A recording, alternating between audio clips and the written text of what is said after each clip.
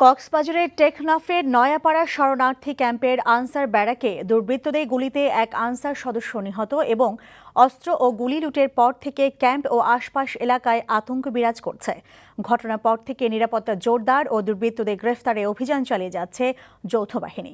কক্সবাজার থেকে ইকরাম চৌধুরী টিপুর পাঠানো রিপোর্টে বিস্তারিত।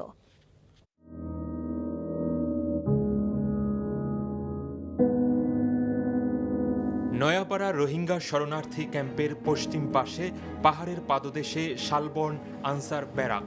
এখানে দুর্বৃত্তদের হামলার পর থেকেই অস্ত্র ও গুলি উদ্ধারে আশপাশ এলাকায় আইন শৃঙ্খলা বাহিনীর বিভিন্ন ইউনিটের সমন্বয়ে চিরুনি অভিযান অব্যাহত রয়েছে, কিন্তু তাতেও কমছে না এলাকাবাসীর অজানা ভয়। আনসার যে সময় ছিল ওই সময় আমাদের অনেক কিছু নিরাপত্তা ছিল।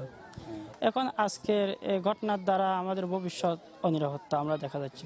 আমাদের তো বই লাগছে, এরকম ঘটনা ২৪ বছর ধরে এখানে তো ঘটে নাই, এবছর নতুন ঘটছে। স্থানীয়দের আশঙ্কা, টেকনাফ উখিয়া অঞ্চলের সংঘবদ্ধ ডাকাত দল কিছু রোহিঙ্গাদের যোগসাজশে ঘাঁটি গড়ে তুলেছে আনসার ব্যারাকের পেছনের গভীর পাহাড়ে।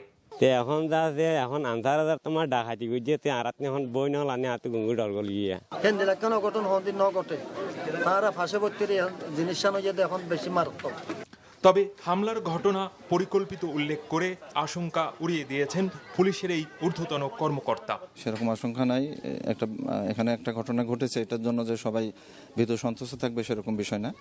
তবে আমরা আমাদের যে সমস্ত পুলিশের স্থাপনা আছে, আনসারের স্থাপনা আছে, যেগুলো আমরা বাই দিস টাইম বলেছি কোথাও আন্ডার স্ট্যাম্প যাতে না থাকে। আমাদের সাথে র্যাব আছে, পুলিশ, বিজিবি, আনসার, 4টা সংস্থা এবং সেনাবাহিনীর গোয়েন্দা সংস্থা আমাদের সাথে কাজ করছে।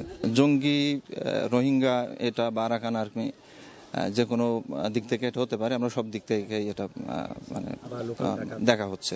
গত 13ই মে গভীর রাতে আনসার ব্যারাকের হামলা চালিয়ে 9 জন আনসার সদস্যকে বেঁধে ফেলে অস্ত্রধারী দুর্বৃত্তরা। পরে আনসার কমান্ডার আলী হোসেনকে গুলি করে হত্যা, অস্ত্র ও গুলি লুটে নিয়ে ব্যারাকের পেছনের পাহাড়ের দিকে পালিয়ে যায় তারা। লুট হওয়া অস্ত্রের মধ্যে রয়েছে 5টি চাইনিজ রাইফেল, 2টি SMG, 4টি শর্ট গান ও 670 রাউন্ড গুলি। NTV news desk.